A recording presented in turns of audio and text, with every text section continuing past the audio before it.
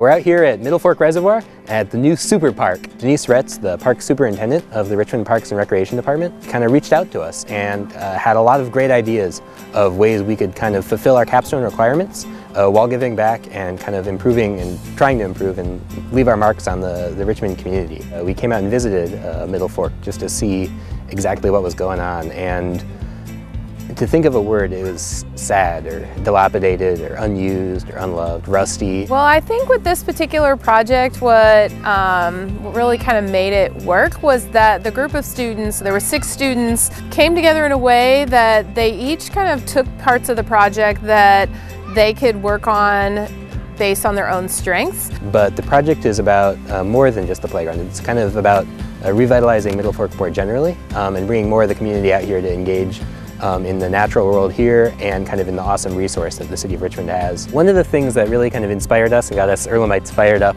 about the opportunity to put in a new playground was an opportunity to educate the community and help kids learn while they played. So this involves some placards that kind of describe the water treatment process. A lot of people come out to Middlefork Reservoir not realizing that it's the source of the drinking water for the whole city of Richmond. For me, the biggest point of pride or the biggest honor of this was just being able to make a lasting impression on the Richmond community. I've loved living here the past 3 years, 3.5 now, and it's just been an absolute delight.